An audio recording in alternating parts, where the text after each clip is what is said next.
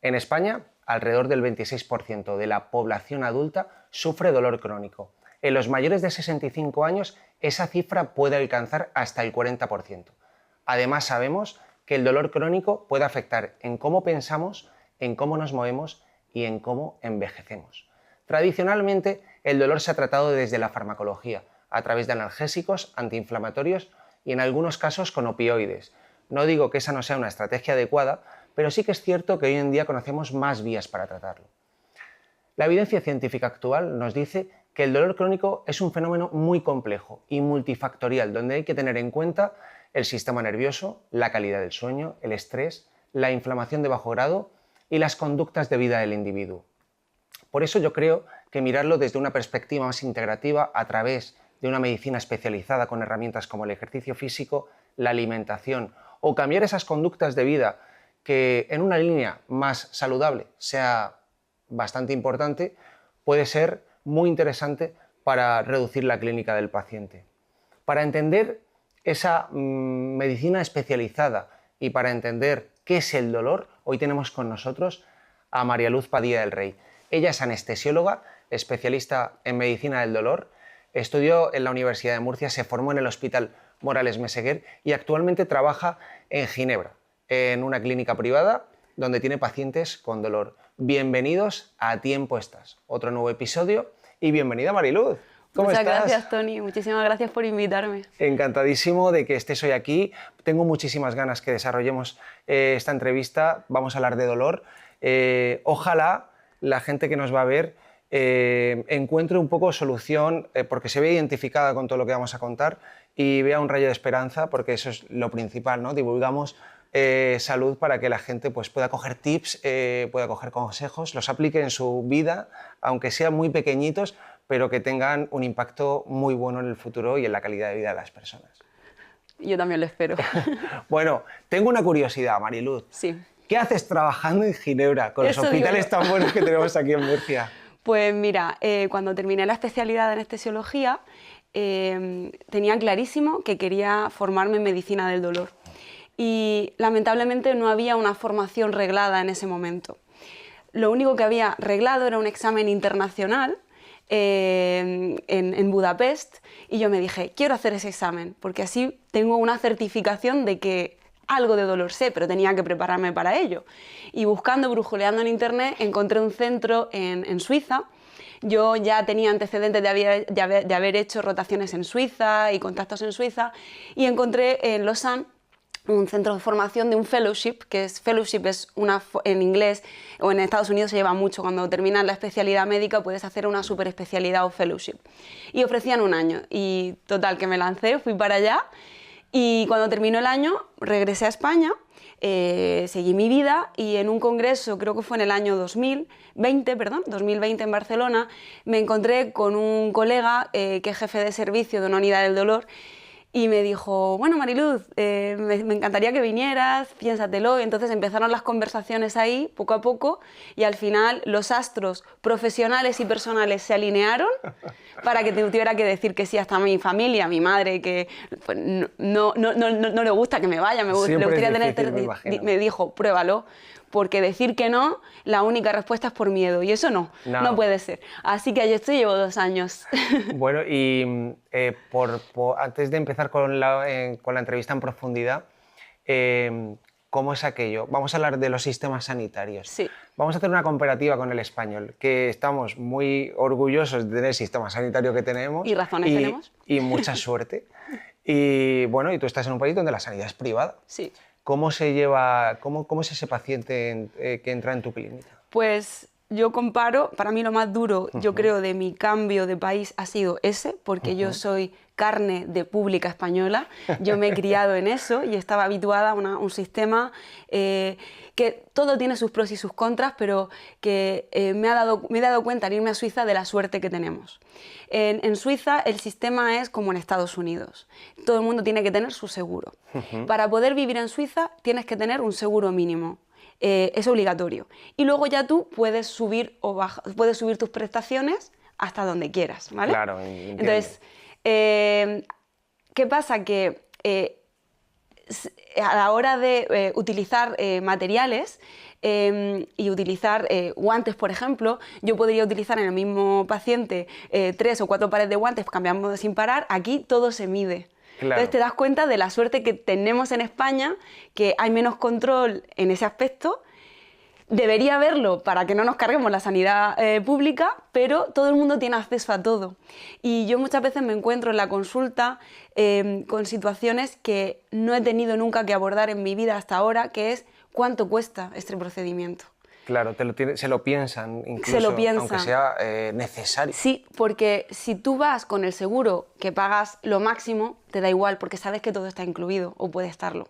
Si estás con el seguro básico, pues a lo mejor hay ciertas prestaciones que no. Y el paciente te pregunta. Y yo misma, en España no era consciente de lo que costaba cada cosa. Ahora me lo sé. Y entonces valoro más cada tratamiento. Y el paciente lo valora también. Lo valora y seguramente se implique mucho más en todo ese proceso y recurra a la sanidad mucho menos que aquí en España. Efectivamente. Por ejemplo, resonancias magnéticas, que parece que hay que hacerse cuando tienes lumbalgia una cada año. No, no te va a aportar, no siempre te va a aportar una diferencia. Hay que saber cuándo mandarlas. El paciente no te viene solicitándote pruebas como a lo mejor en España creo que te solicitan más. ¿Crees bien? ¿Verdad? En Suiza, cuando yo he querido pedir una resonancia, el paciente mismo me ha dicho, ¿pero es necesario de verdad? Es el paciente el que me ha frenado, porque sabe lo que cuesta y quiere saber si de verdad es necesario o no. Totalmente. O sea, es totalmente... Sí, la mentalidad es muy diferente. Sí. Aquí el consumo de la sanidad, y si yo soy de los partidarios que al paciente se le entregara la factura de lo que ha costado el servicio que se le ha dado, por lo menos porque tuviera la información, no porque tuviera que pagar nada, para que de alguna manera se conciencie de que ir a unas urgencias de un hospital que a todo el mundo van a atender con más espera o con menos en función de la gravedad, pues que seas consciente de que está costando ese servicio, que es una barbaridad lo que cuesta un servicio sanitario. Sí, y yo creo que no sabemos la suerte que tenemos en España de que esa preocupación de si van a atenderme por esta patología o no, no la tenemos. Sabemos que siempre nos van a atender. Estamos tranquilos. Estamos tranquilos. Es verdad que hay unas listas de espera impresionantes. Eso no hay en Suiza, tanta lista de espera. Pero la contrapartida de Suiza es que, según tu seguro, hay ciertas cosas que pueden estar incluidas o no. Y entonces es una preocupación para el paciente. Totalmente, totalmente. Bueno, vamos a hablar de ese paciente con dolor, ¿vale? Y vamos a centrar el foco en nuestra sanidad, ¿vale? Porque estamos en España y la gente que nos va a escuchar, hispanohablantes que consumen sanidad española. Ese paciente con dolor crónico, ¿cómo es cuando entra en una unidad del dolor? Porque antes de que me contestes, yo que me dedico a la salud y tenemos un centro de entrenamiento personal y trabajamos con personas con patologías, no tengo ni idea de cómo es una unidad del dolor y pienso en mi cabeza, fíjate qué ignorancia, que es un lugar oscuro en el hospital donde gente desahuciada entra ya por castigo a ser tratados por fármacos inaccesibles a veces, que solo esa unidad lo puedes proporcionar, y que ya tu vida está supeditada por esa situación. Evidentemente no tengo ni idea. Así que cuéntanos, ¿cómo es ese paciente? Vale, pues te voy a poner un ejemplo, hay mucha variedad. Pues tenemos María, lumbalgia de la espalda desde hace 14 meses. Ha tomado sus antiinflamatorios que le ha mandado el médico de cabecera, ha ido al fisio, ha ido al centro de entrenamiento personal, hasta se ha llevado de regalo una radiografía y una resonancia, que lanzan que todo está dentro de la normalidad. Pero a ella le duele y se siente frustrada. Lo cuenta en su familia y ya después de 14 meses la familia... Qué pesada. Parece que ya no lo entiende tanto, sí. Y llega a una unidad de dolor ya frustrada. Y 14 meses son muchos. Un dolor crónico, por definición, es más de 3 meses. Y muchas veces es complicado porque, como hasta compañeros que no son especialistas en el dolor, tampoco lo saben, no solo eres tú, sino también los propios médicos, pero no por la culpa de los médicos, sino porque en las universidades nos enseñan dolor crónico. Entonces no son conscientes de lo que podemos hacer, pues llega el paciente enfadado, cansado y por otro lado también con una esperanza hasta a veces pseudo-milagrosa y tampoco somos milagrosos. Entonces muchas veces esa primera consulta de un paciente cansado es muy complicada. Entiendo. Esto tiene que ser un altavoz también para tus compañeros del sector médico que conozcan tu figura, que sepan lo que puedes llegar a hacer con un paciente con dolor crónico que muchas veces a lo mejor el médico de atención primaria lo desconoce, o pacientes de otras especialidades que, no sé, si hay un dolor musculoesquelético y el traumatólogo está tratando esa situación, a lo mejor no es consciente de que tú puedes solucionar ese problema. Entonces, espero que también les sirva a ellos, más allá de al propio paciente con dolor. Porque muchos pacientes, sobre todo en lo que es la sanidad pública, los pacientes no pueden decir quiero ir a la unidad del dolor, tienen que ser referidos por otro médico. Si ese médico no refiere, claro, no van a llegar nunca. Claro, entonces, entiendo totalmente. Los profesionales tienen que conocerlo. Pues mira, lo que decías de ese lado o de esa región oscura del hospital, puede ser, yo he vivido desde esa evolución de la unidad del dolor en la que al principio éramos muy prescriptores de fármacos y éramos los que podíamos prescribir lo fuerte, ¿no? Morfina, fentanilo, etc. A una evolución muy agradable de intentar evitar la prescripción de fármacos en lo posible con otros tipos de técnicas, epidural, por ejemplo, bloqueos, que es bloquear es poner anestesia en un nervio o en una zona del cuerpo, e incluso hemos hecho, pues, por ejemplo, tratamientos neuromoduladores o hacemos de radiofrecuencia, que significa quemar un pequeño nervio para que éste no transmita dolor de esa estructura en concreto, y hemos pasado de ese quemar, que sigue estando vigente, hasta a un paso más, mucho más reciente, que es regenerar. La medicina regenerativa. Utilizamos PRP, células madre, exosomas. O sea, se ha abierto un campo que en los últimos años que a mí me apasiona, que es, parece que incluso hasta podemos regenerar o evitar la degeneración de articulaciones, que es brutal. Eso es magnífico, o sea que no solo ese campo se abre en la traumatología, que estamos muy acostumbrados a escuchar noticias, sino que también una especialidad como la del dolor también se abre. ¡Qué magnífico! Dentro de esa unidad del dolor, ¿qué abanico funcional hay?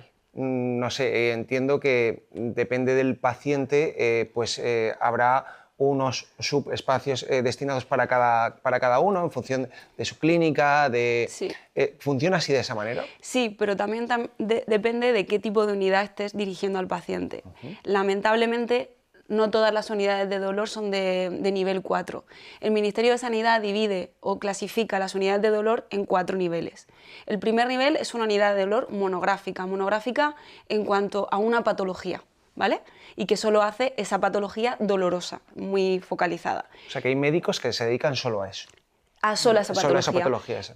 Es lo más raro. Lo normal es que estemos entre unidades de dolor de 2 o 3. Vale. Entonces, unidades de dolor de tipo 2 o de nivel 2 son en las que hay el mismo tipo de especialista sanitario. Por ejemplo, todos son anestesiólogos, ¿vale?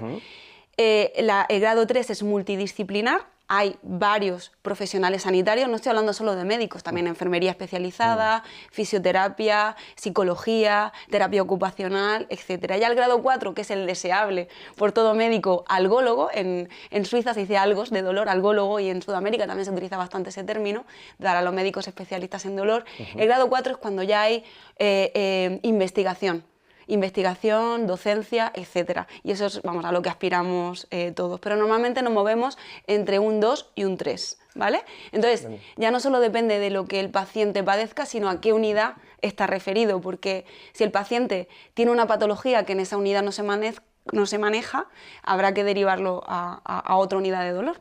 Claro. ¿Y cuándo un médico debe derivar un paciente a la unidad del dolor? Decías antes que un dolor crónico ya es cuando ha superado los 3 meses. Sí. Por lo menos la definición. Sí. Pero ¿en qué momento debería un médico especialista hacer una interconsulta o el médico de atención primaria? No sé si un médico de atención primaria tiene la capacidad. Sí, ¿no? Sí la tiene. ¿Cuándo es lo recomendable? Pues mira, también depende de cuál es la etiología o el tipo de dolor, ¿vale? La clasificación internacional de enfermedades clasifica el dolor crónico, que es una enfermedad per se, que eso es lo importante también dejar claro, en dolor crónico primario, es decir, no se sabe el origen, y dolor crónico secundario. Dentro del dolor secundario tenemos dolor musculoesquelético, dolor relacionado con cáncer, cefaleas y dolor orofacial, dolor neuropático, dolor visceral, ¿vale? Si tú me preguntas para mí qué grado de rapidez en derivar un paciente, pues para mí, un dolor relacionado con cáncer, una neuralgia del trigémino, que está descrita como el peor dolor de este mundo, Más horrible. y ciertos dolores neuropáticos y ciertos síndromes dolorosos primarios, como supongo que lo conocerás, síndrome de dolor regional complejo o SUDEC, anteriormente SUDEC, conocido SUDEC, pero ese término está obsoleto, lo correcto es dolor regional complejo, pues eso ya no me esperaría ni 3 meses, ¿vale? Claro. O sea, lo demás a partir de 3 meses pues se puede derivar si el paciente ha seguido con farmacología, que los médicos de cabecera también saben muy bien prescribir farmacología analgésica, ha hecho su parte física, si es que está indicada, y ha adquirido cambios de vida saludables en pro a esa mejora del dolor. No me gusta hablar de curación porque no sabemos, el dolor es muy incierto y muy complejo, de todo menos simple. Entonces, yo siempre le digo a un paciente cuando llega a la consulta que nuestro objetivo es aliviar el dolor. Si en el camino desaparece, genial, pero si en el camino desciende un 30%, genial también.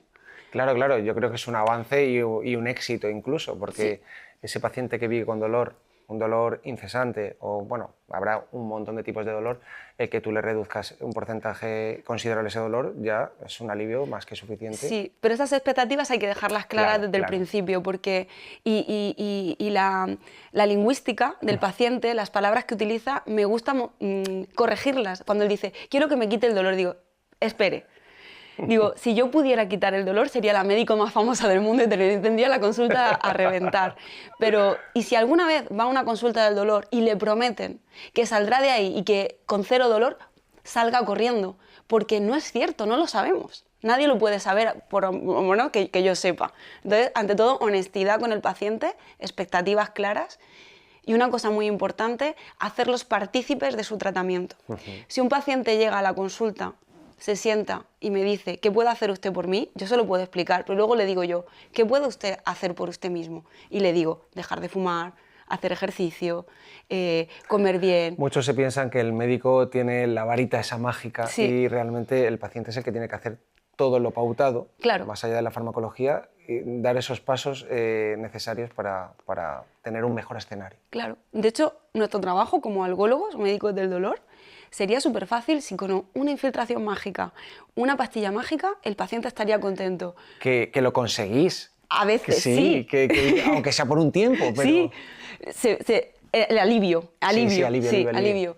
Y ya te digo que mi objetivo es siempre recetar lo mínimo posible a nivel de fármacos. Yo prefiero, como paciente de dolor, si yo tuviera, que a veces tengo, prefiero una infiltración muy localizada que me pueda aliviar de vez en cuando si la necesito, que estar tomando todos los días una bolsa de fármacos que probablemente a nivel cognitivo me estén ralentizando mi pensamiento y con todos los efectos secundarios que puede conllevarse. Tomar fármacos.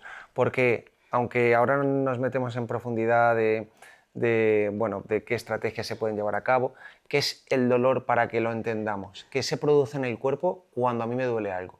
Hay tipos de dolor, como los has dicho antes, neuropático, musculoesquelético, pero bueno, por que nos hagas un resumen general. El dolor crónico, ¿vale? Pues la definición oficial de la IASP, que es la Asociación Internacional para el Estudio del Dolor, lo define como una experiencia sensorial y emocional desagradable, asociada a o similar a la asociada a un daño tisular real o potencial. El daño tisular no siempre está presente, puede ser potencial. Y el hecho que se diga o similar a la asociada me gusta mucho porque es muy inclusiva en el término de que no tienes que saber verbalizar para sufrir dolor. Hay pacientes con demencia que tienen dolor, pero no pueden verbalizarlo. Los bebés tienen dolor y no pueden verbalizarlo. Los animales. Entonces, es una definición muy completa y es ahí donde se incluye que es una experiencia emocional y sensorial. Y de ahí la dificultad en medirlo que siempre tenemos. Claro.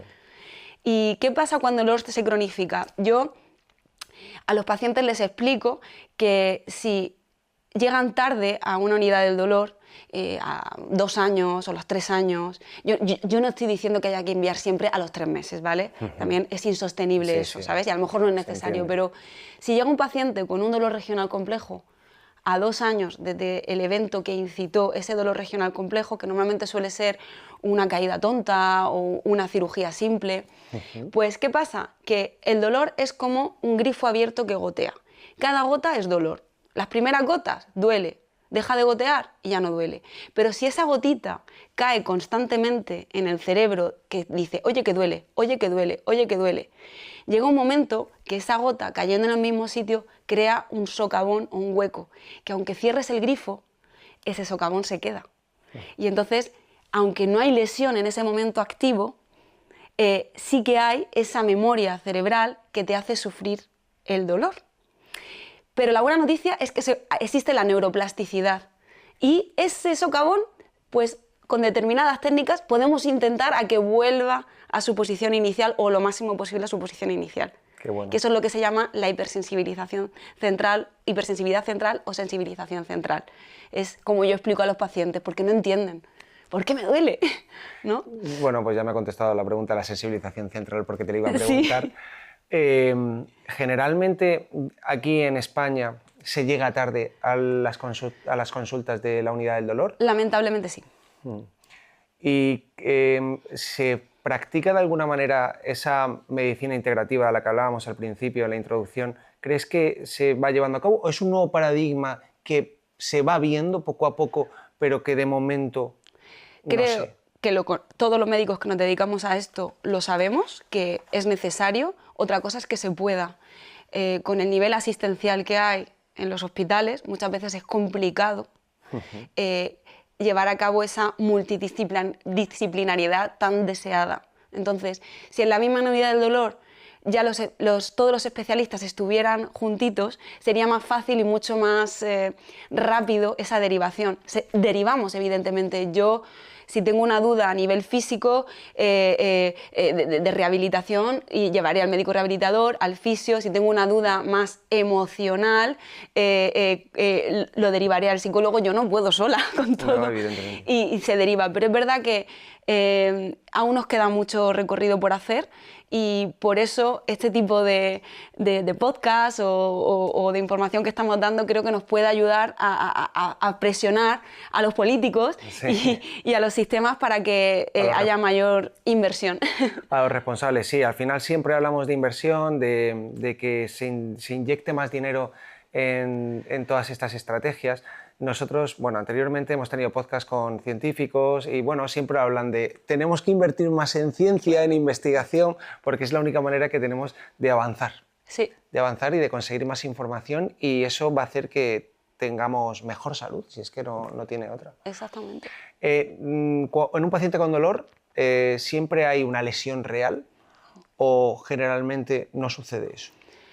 50-50. De hecho, cuando hay una lesión real, para nosotros como médicos y para el paciente es más sencillo, porque te focalizas en esa neuropatía periférica X, un dolor relacionado con cáncer, que no tiene que ser siempre por un cáncer activo. Tú puedes estar libre de enfermedad y tener un dolor relacionado con la cirugía a la que te sometiste, la radioterapia, la quimio. Muchas quimios, lamentablemente, curan, pero luego como efecto secundario puede aparecer lo que se llama una polineuropatía posquimio, que los nervios se quedan sin... Yo le explico a los pacientes que los nervios son como un cableado. Pues el cable que protege esa corriente está como despelochado, ¿no? Entonces está a flor de piel, de cualquier mínimo estímulo, como no está protegido, descarga. Y eso es, pues, así explico la polineuropatía posquimioterapia. Y entonces, no sé por qué te ya he ido me voy por las ramas porque me encanta. No, pero lo explicas muy bien. Bueno, hablábamos de que realmente no siempre sucede que Exactamente. Entonces, cuando no sucede, pues es lo que llamamos dolor crónico primario. Por ejemplo, el dolor regional complejo. No sabemos por qué sucede.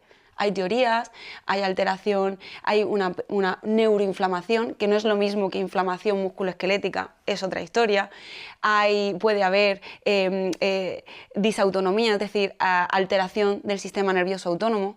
Por ejemplo, un dolor regional complejo de miembro superior que tiene criterios, tiene que cumplir lo que se llaman los criterios de Budapest. Puede haber cambios vasomotores, la mano más hinchada, que suda diferente, incluso que el pelo cambia, que las uñas, etc. Puede responder muy bien a bloqueos del sistema nervioso simpático, como el bloqueo de la cadena simpática cervical y del ganglio estrellado. Y es hacer como un reseteo. Es decirle al sistema nervioso autónomo, cálmate, ¿ok? Entonces, lo calmas con anestésico local durante unas horas y lo repites varias veces y muchas veces funciona, pero hay que ir rápido. No puedes esperar 3 años a tratar un dolor regional complejo. Para mí es una urgencia, entre comillas, para una derivación a dolor. Claro, pero hay que saber identificarlo. Exactamente. Ese es el principal problema, que aunque luego se identifique, quizá no tengamos todas las herramientas de nuestro lado para poder ayudar. Claro, y por eso yo intento hacer mucha educación entre mis compañeros también. Y muchas veces, ¿sabes qué? Creo que, a ver, los congresos aprendemos todos, pero al final el congreso de dolor vamos los que hacemos dolor. No vienen normalmente, lamentablemente, médicos de familia porque tienen sus congresos también, ¿sabes? Claro, claro. Y entonces la información a lo mejor no llega tanto y yo no voy a los congresos de medicina de familia y debería ir, yo creo, para poder compartir, ¿sabes?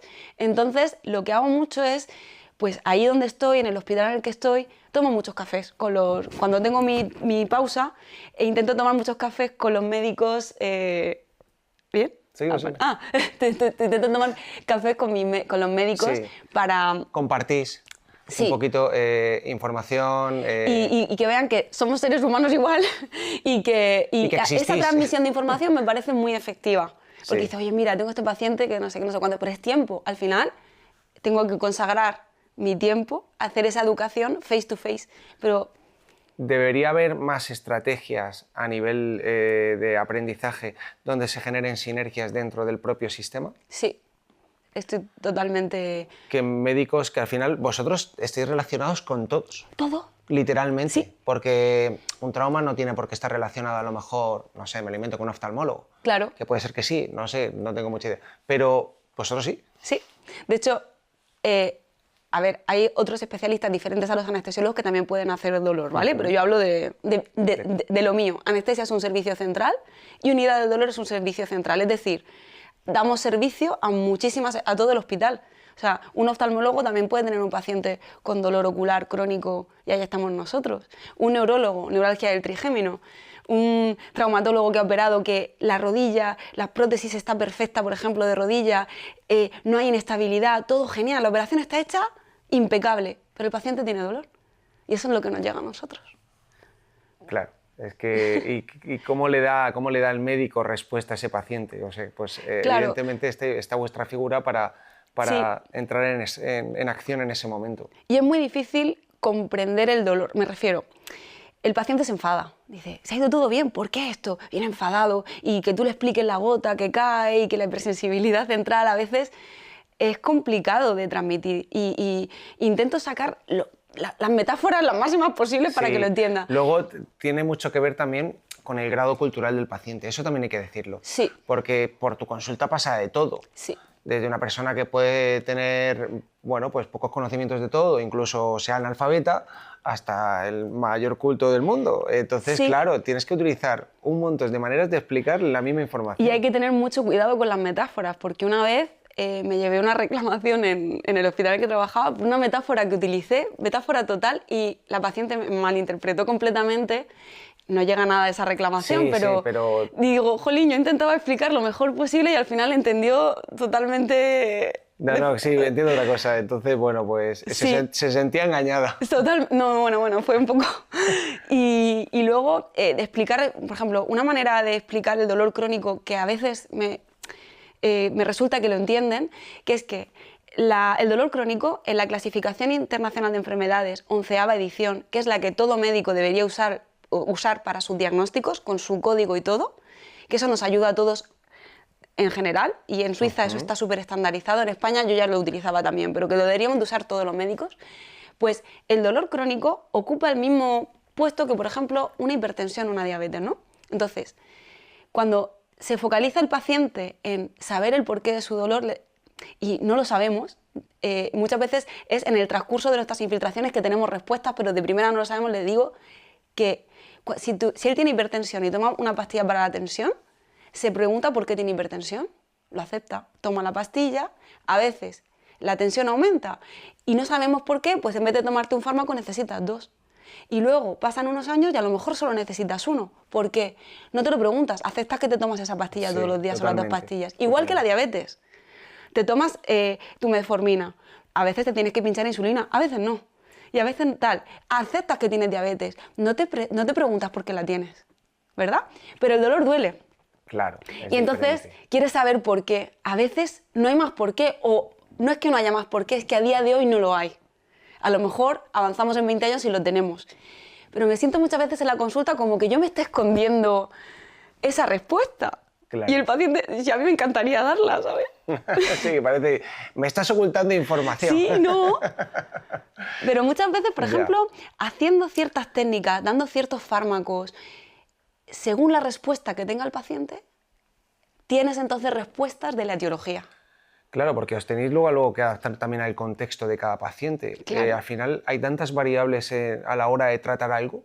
Lo mismo en 2 pacientes es totalmente diferente. Totalmente. O sea que en cierta medida no sois solo médicos, sino que tenéis más formación, aunque sea autodidáctica, de saber comprender qué está sucediendo. Sí. Y yo le digo mucho a los residentes que quieren meterse en este mundo de complicarse la vida, entre comillas, porque es verdad, es complicarse, pero muy bonita. A mí me encanta, me la complicaría sin cesar. Constantemente.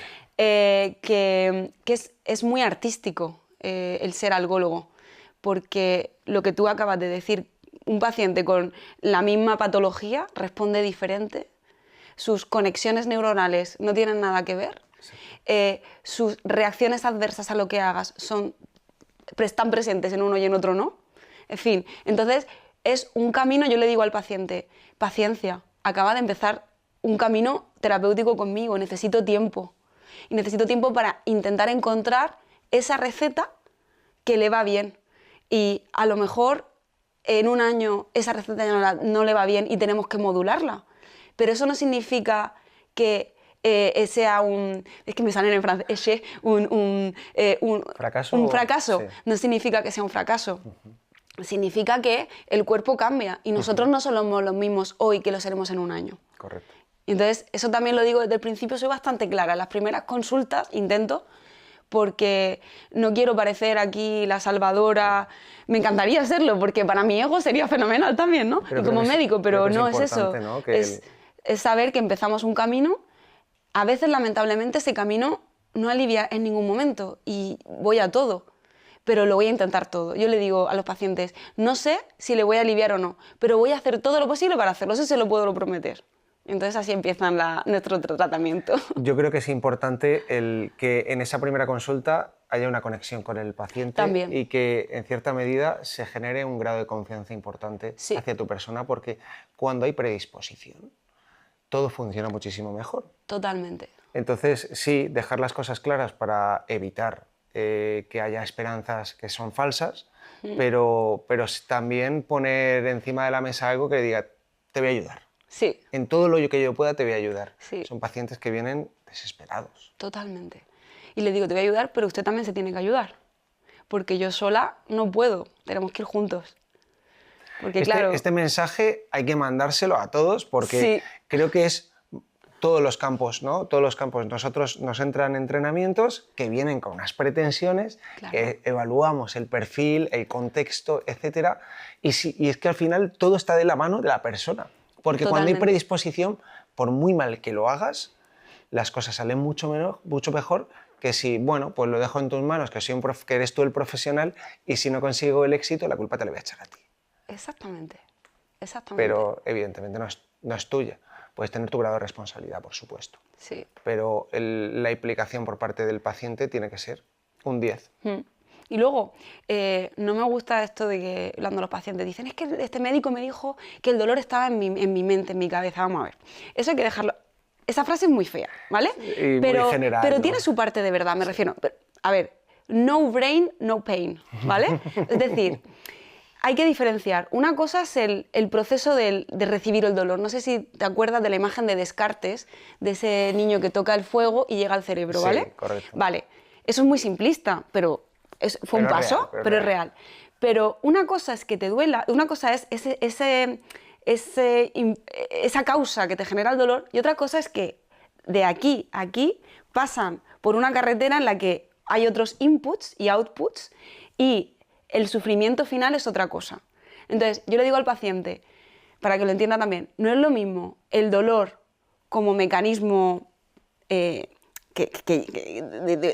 algo que llega y no duele que el sufrimiento. Sí, como el causal que realmente el sufrimiento. Entonces, tú puedes tener el mismo evento, por ejemplo, yo le explico mucho al paciente, te pillas el dedo con una puerta y estás un día tomando una cerveza en una barraca, como estamos ahora, con amigos, bla, bla, bla, y te duele muchísimo, pero como estás con amigos no quieres marear y dices, no te preocupes tal, y te tomas otra cerveza y se ha pasado todo, por decir, que puede ser, una Coca-Cola también, pero es verdad. Es verdad. Ahora, has tenido un mal día en el trabajo, estás con preocupaciones familiares, personales, etc. Te pillas el dedo con una puerta y se te cae el mundo encima. Gritas, lloras, puedes estar fastidiado por ese mismo dolor. Entonces el sufrimiento es diferente.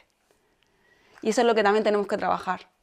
Claro, es un trabajo más profundo que vosotros desde vuestro servicio me imagino que trabajáis, sí. pero que entiendo que también a lo mejor le corresponde a otros profesionales. Claro. Que tú, en cierta medida, tienes que derivar o invitar o sí. aconsejar, de decir, bueno, yo te voy a ayudar, pero tenemos que ayudar más. Exactamente, es el hacer una medicina holística, ¿vale? Entonces, en la unidad en la que estoy ahora, y que hay en muchas unidades de España, cada vez más, y espero que cada vez muchísimo más, pues tienes al psicólogo de referencia, al médico rehabilitador, al fisioterapeuta de referencia, al psiquiatra en algunos casos, al nutricionista, endocrinólogo. Y seguro que, se me quedan en el tintero sí, muchas personas y muchas especialidades y muchos profesionales sanitarios, pero que todos son importantes y no hay nadie que lo sepa todo, afortunadamente. No, desde luego, desde luego. Ese paciente que tiene dolor, vamos a analizarlo un poco. ¿Qué impacto tiene en su vida en un amplio sentido? ¿Cómo es su calidad de vida? Es un paciente que generalmente tiende a ser sedentario, tiende a... Bueno, yo hablo desde los hábitos, ¿no? Sí. ¿Tiende a tener estrategias diferentes y muy lejos de la salud o no? No tiene por qué. De hecho, no se sabe qué fue antes, si el huevo o la gallina, ¿no? Si los hábitos han inducido o facilitado ese dolor crónico o viceversa. Es difícil de decir, pero está claro que hay una relación bidireccional en los dos. Entonces, nosotros en una consulta del dolor valoramos todo. Yo hasta pregunto si tienen perro y cuánto pesa. Y si están solos en casa, porque si tienen perro, están solos y es un perro de 30 kilos, sé que tiene que sacarlo a pasear. Me refiero...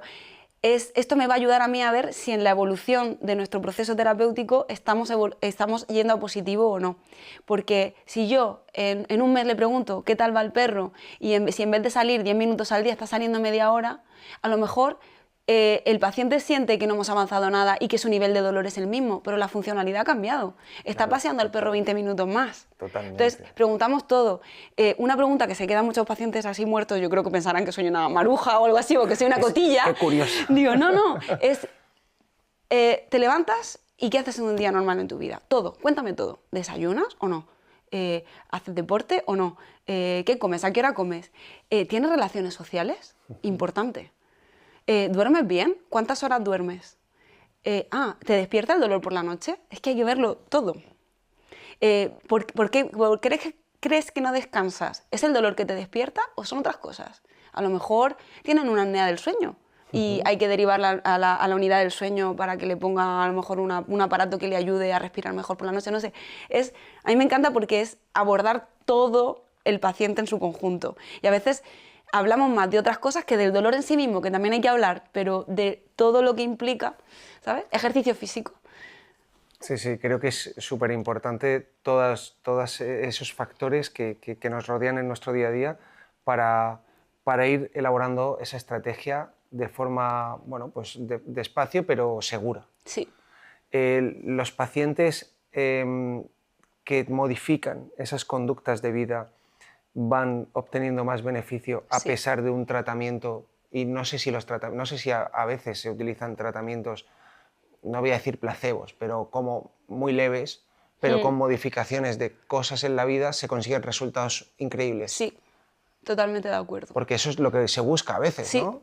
No te quiero atiborrar a pastillas. Claro, claro. De hecho, a veces yo hago, bueno, lo hacemos todos, hay una cosa que se llama hiperalgesia inducida por opioides, ¿vale? Es decir, el propio fármaco opioide derivado de la morfina produce más dolor cuando lo estás tomando, hace el efecto contrario cuando lo estás tomando a la cronicidad. Entonces, lo que hago exclusivamente es decir que cambien sus hábitos de vida. Si no hacen nada de deporte, digo, buscar una pequeña cosa, aunque sea 2 minutos al día, Algo que todos los que días. te pueda gustar un poquito. Y hago un plan de reducción de opioides y se quedan un poco confusos. Dice, pero si estoy tomando esta medicación para el dolor, ¿cómo esta me puede estar creando más dolor y me la estás retirando? Al final, con simplemente cambios de hábitos de vida y retirar todo el fármaco, ya estás mejor. Increíble. A ver, que esos fármacos son muy poderosos en determinados momentos. Yo no digo que no y me salvan la vida y al paciente en determinados casos, pero hay patologías en las que no está indicado a largo plazo.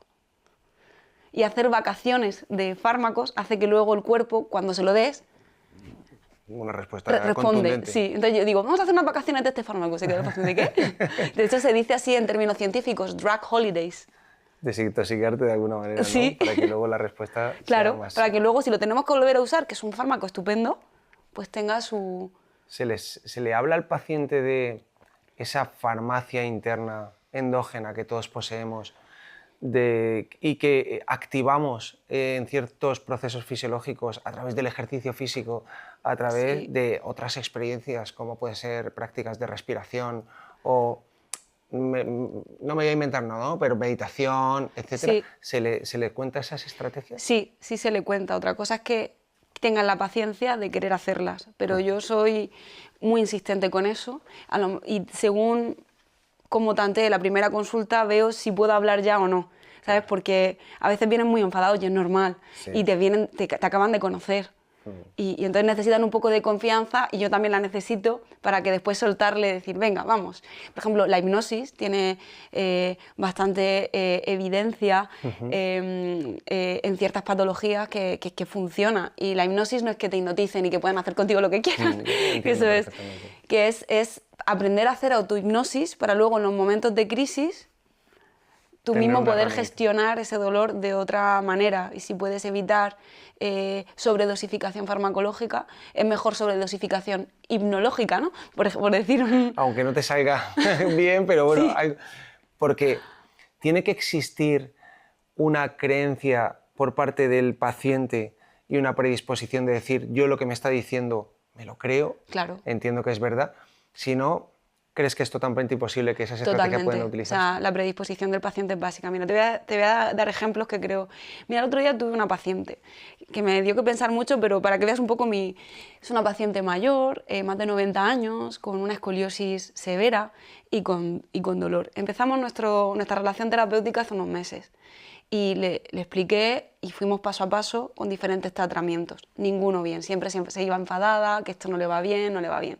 Y el otro día la tuve en la consulta y me dijo que ya íbamos a parar porque sentía, así con enfado, que lo que yo le estaba haciendo es ayudarla a morir en paz, pero no a tener una calidad de vida mejor lo que le quedara de vida. Eso me mató porque es justo lo contrario y le dije... señora, si usted está sintiendo eso, hace bien en ir a otro centro porque para nada yo quiero eso de usted. Entonces, claro, ahí ves la predisposición o no sé, o las creencias en lo que estábamos haciendo. Para nada es así, es todo... no comulgo con eso. De hecho, le dije, señora, esto no es una unidad de cuidados paliativos. Claro. Es una unidad de dolor. Lo que quiero es que viva bien, lo que se llama ahora el health span, ¿no? Que vamos a vivir...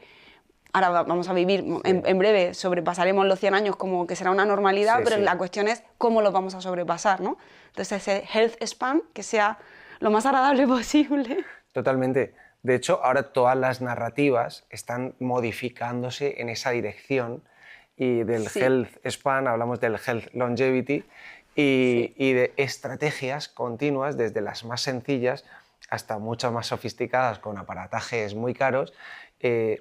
Y hay un nuevo mundo, un nuevo comercio que se abre ahí, porque ahora nos para de venderse vale, ¿cómo vamos a vivir más años? ¿Tú cómo quieres vivirlos? Exactamente. ¿Con calidad de vida o no? Porque es cierto que aquí en España los hábitos y el estilo de vida pues a veces no son los mejores.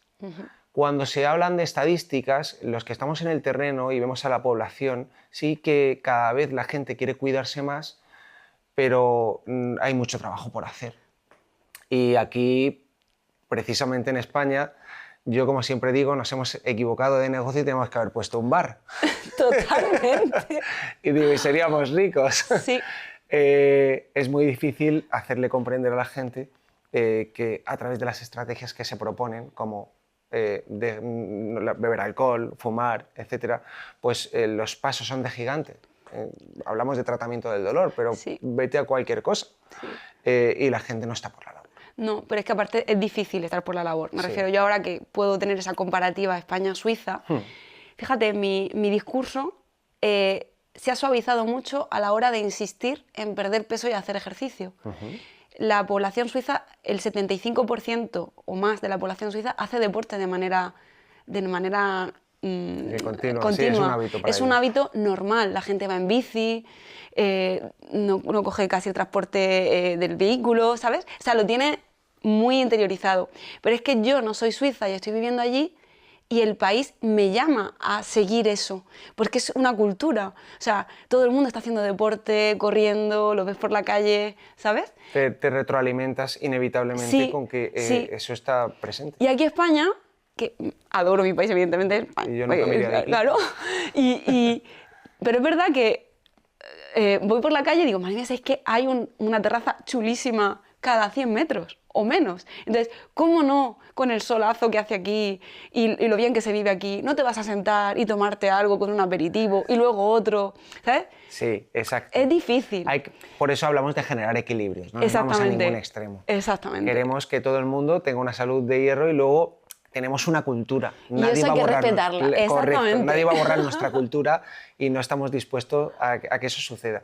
Pero sí tenemos que aplicar el sentido común, mantener un equilibrio con todo lo que hacemos, practicar ejercicio físico, cuidar la alimentación y hay días para todo.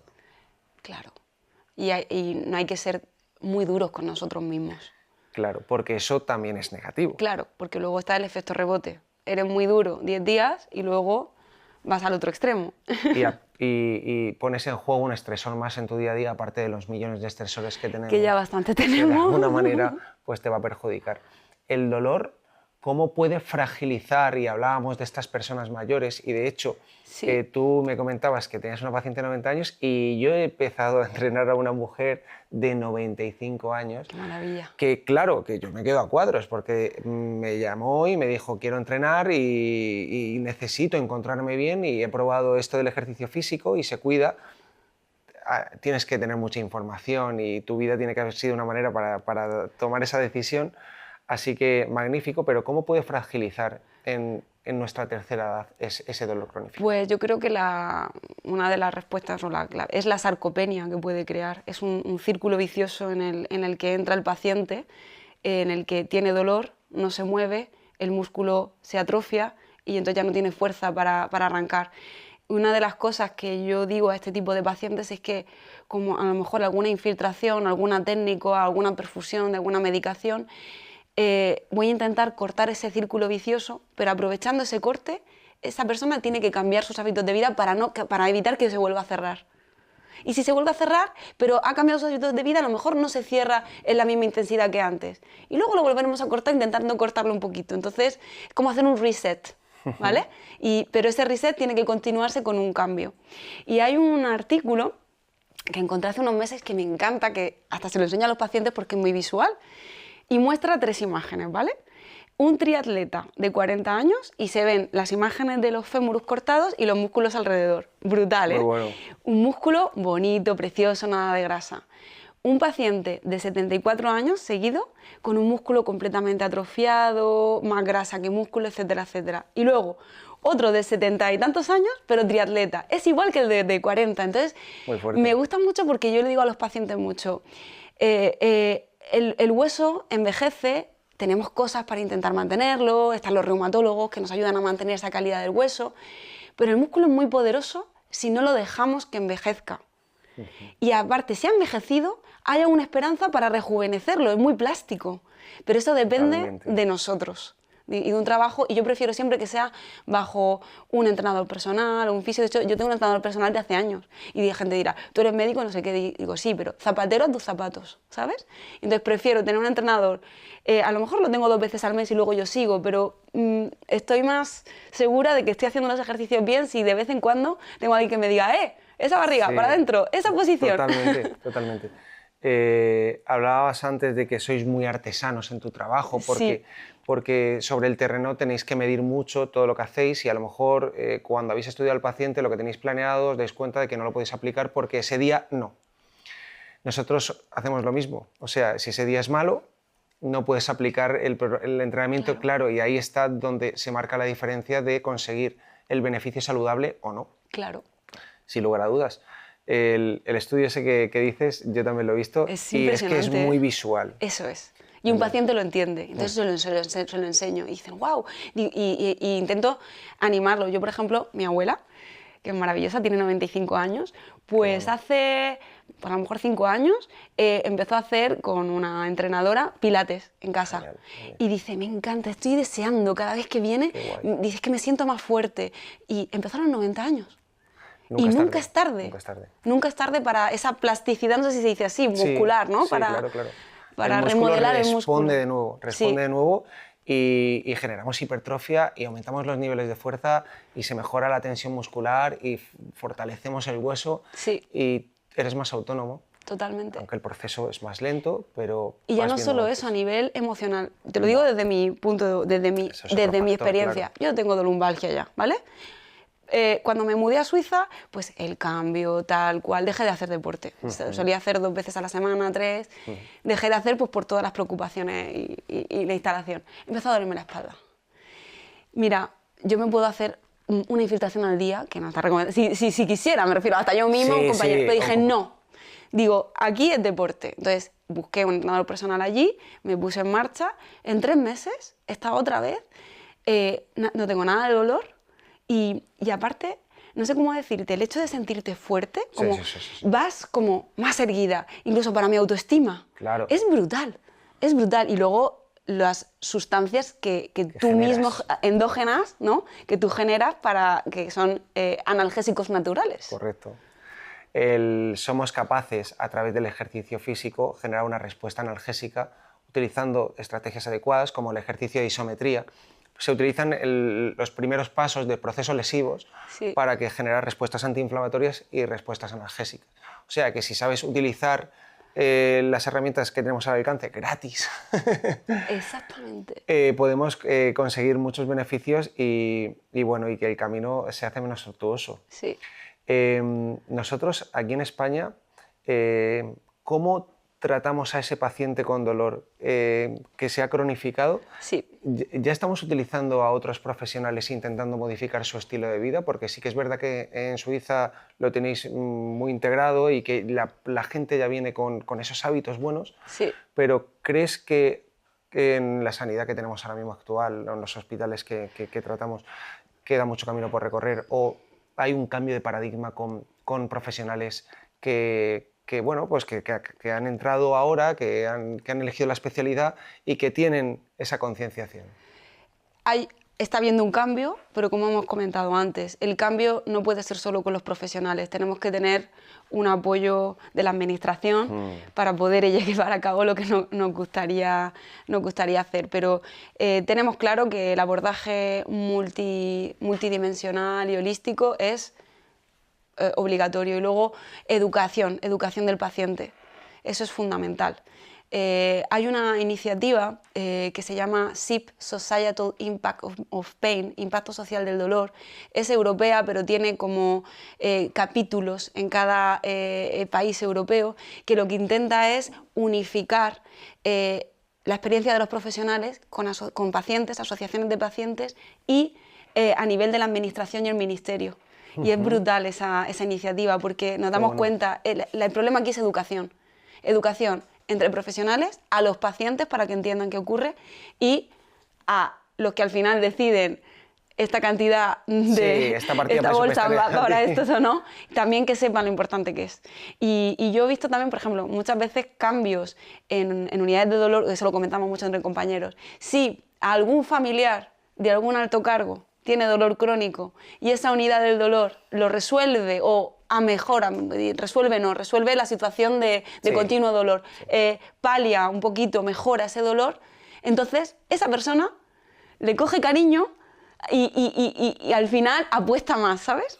Y es una manera también de educar. Muchas veces digo, madre mía, cuando la madre de esta persona o un familiar o el padre necesite de nosotros, se dará cuenta de lo que podemos ayudar. Llegar a hacer, qué fuerte. Qué fuerte que tenga que suceder eso. Bueno, a veces. No, sí, he entendido perfectamente. Pero incluso a mí, a ver, yo no soy la misma como médico hace 20 años que ahora. Hace 20 años no era médico. Sí, pero me refiero. Te entiendo, sí. Hace 15 años, esa trayectoria, porque como también me ocurren cosas, el hecho de haber tenido este dolor lumbar, que te digo que me despertaba por la noche. Sí, que era muy agudo, incapacitante. Y se lo comentaba a los que me rodean, y cuando ya lo has comentado 2 o 3 veces, ya te das cuenta que mejor que te calles, porque empiezas a sentirte un poco incomprendida con lo que hemos empezado. O sea, que al y final digo, vale, voy a ponerme yo en paciente. marcha, no digo ni mu, voy a ponerme a hacer ejercicio y tal. Verá que a veces no es una lumbalgia como hay que hacer más estudios. O sea, estoy haciendo un ejemplo, pero es un ejemplo bastante frecuente, ¿sabes? Sí. Esa incomprensión. Sí, y realmente nosotros vemos las estadísticas. Más del 80% de la población sufre lumbalgias inespecíficas. Eso es. Son lumbalgias que no sabemos cuál es el origen porque hay que hacer un proceso de investigación, pero antes de ir al médico van al fisio. Pero porque lo tienen así automatizado y el fisio les puede generar un parche transitorio de 2 o 3 días, pero el dolor vuelve a reaparecer. Ya. Seguramente la lumbalgia venga provocada, pues lesión articular, una hernia, una protrusión, O el disco, o que no tienes musculatura, 1000 millones de Pero es que puede cosas ser incluso que tengas la cadera, una dismetría, claro. Y al principio no te das cuenta, pero conforme los años, esa compensación hace que te duela la espalda. Claro. No sé dónde leí, y es verdad que ocurre a menudo. Problema en el tobillo izquierdo, problema en la rodilla derecha. Hace como un zigzag de problemas que se van solapando porque el cuerpo intenta compensar. Exactamente, hay una compensación. Cuando el problema está en la base, la hemos liado. Sí. La hemos liado y somos los grandes defensores del barefoot y de la tendencia minimalista y respetuosa, y ahora a los niños se les vende mucho el calzado minimalista, no vamos a entrar ahí, pero es verdad que de nuestra generación para atrás estamos vendidísimos porque los pies están desconectados. Totalmente, ¿eh? Hay que ver todo. Hay que ver todo. Es todo tan complicado. El sistema sanitario entonces se apuesta por las estrategias farmacológicas sobre todo. Sí, e intervencionistas también, que podemos hacer un mogollón de cosas a nivel intervencionista. ¿Cómo por ejemplo? Pues infiltraciones, que una cosa que me gustaría que los pacientes y los médicos tuvieran en cuenta, que infiltración no es sinónimo de corticoide, de infiltración de corticoide. Infiltración es sinónimo de que tú atraviesas con una aguja la piel y luego inyectas una sustancia. Puede ser corticoide o puede ser otra cosa, viscosuplementación, medicina regenerativa, y es importante que el paciente lo pregunte y lo sepa, porque, por ejemplo, no podemos estar infiltrando unos corticoides cada 2x3. Claro. Y eso a largo plazo a corto plazo puede ser una bomba de aliviar el dolor, y a largo plazo no. O sea que tenemos que educar al paciente, que estoy en pro de los corticoides, no quiere decir que no. Sí, pero... te estamos entendiendo. Sí. Entonces, un paciente con dolor, que se siente identificado con esa incomprensión de la que hablábamos, que ha ido a su médico y no termina de resolver esta situación, ¿le podemos dar un consejo? Vamos a resumir esto en un consejo directo, estrategias fáciles, y para que esa información llegue y sea aplicable. Vale. Hablar con el médico, su médico de cabecera. ¿Le tenemos que exigir algo al médico? No, y estar dispuesto a ser un paciente activo en la recuperación funcional, ¿vale? es como quien fuma pero no quiere dejar de fumar, pues ¿para qué lo envías a la consulta de abandono del tabaco, ¿no? Pues esto es parecido, es decir, que esté dispuesto a ser un personaje activo en esta película de este camino terapéutico, ¿no? Y luego, si el dolor se cronifica, hablar con su médico de cabecera de la idoneidad o no de referir una unidad del dolor, ¿vale? Hablamos de que la unidad del dolor no es mala, es buena. Sí. Hay profesionales muy especializados que pueden ayudarte, que seguramente te hagan la labor que tú haces aquí en España, aunque hablamos del sistema sanitario, tenemos la gran suerte de que todos vamos a ser tratados y a todos nos van a ayudar. A veces es cierto que la masificación de los servicios hace que tengas que seguir las guías y que te gustaría quedarte con cada paciente 2 horas para decir, te voy a ayudar porque voy a investigarte, pero no puedes. Claro, tienes que ser práctico, decir, ¿qué medios tengo? ¿Puedo ayudarte o no? ¿Hasta qué punto puedo ayudarte? Exactamente. Es eso. Dejamos claro que tu figura existe, sí. Esos médicos que un anestesiólogo especializado en medicina del dolor existe y tiene muchos recursos y muchas herramientas para poder ayudar a ese dolor, a ese paciente que muchas veces el propio médico a lo mejor no sabe para dónde tirar. Y no solo anestesiólogos, hay otros especialistas que también deciden especializarse en dolor. Es verdad que en la mayor parte, a día de hoy, somos entre un 70% a lo mejor anestesiólogos, pero tienes otros especialistas que también deciden seguir este rumbo, rehabilitadores, reumatólogos, neurólogos, neurocirujanos, otro tipo de cirujanos, etc. Y entonces ahí estamos. Y una cosa también, en España hay mucha gente muy, muy, muy buena. O sea, hay un nivelazo, sí. porque tengo la suerte de poder toparme con gente en congresos y hablar y veo, jolín, si es que en España somos unos cracks. Somos cracks. Totalmente. O sea, que tenemos mucha suerte. Así que hay que aprovechar. Claro, tenemos la calidad en casa, sí. Vamos a aprovecharnos de ella, pero el mensaje claro que mandamos es que hay que implicarse en el proceso que estás teniendo, sí. que tenemos muchas herramientas al alcance como los hábitos de vida saludables, el ejercicio físico, la alimentación. Dormir Bien. Nosotros siempre decimos, la vamos a poner la primera en el ranking. Si no duermes bien y tienes estrés, da igual todo lo demás. Sí. Pero no, aunque la información te llega, no terminas poniéndolo en práctica. No. De hecho, hace poco leí un artículo que decían, para ese manejo del dolor que ya se está hipersensibilizando, ¿no? Que hay un componente que decimos que es de dolor nociplástico, podría estar, explain, move and calm. Y ya con eso... Totalmente, ya con eso tienes unos deberes muy buenos para hacer, que ya verás cómo te va a ir muchísimo mejor, más allá de que la pastilla te la vamos a dar, no te preocupes. Sí. Bueno, pues mandamos un mensaje de esperanza a las personas con dolor crónico, a los que no son comprendidos, que empiecen a cuidarse en sus vidas, que seguro que pueden recorrer ya mucho camino ellos antes de que la mano médica entre en sus vidas y aún les facilite más ese proceso, que a veces la curación no existe, pero sí la mejora. Eso es. Y Mariluz, muchísimas gracias. A ti, Toni, un placer. He estado súper a gusto, me ha encantado todo lo que nos has contado y he aprendido un montón. Si es que me encantan estas entrevistas porque yo al final me nutro de ellas. Claro. Bueno, pues gracias a todos, espero que os haya gustado y nos vemos en la siguiente entrevista. Un saludo.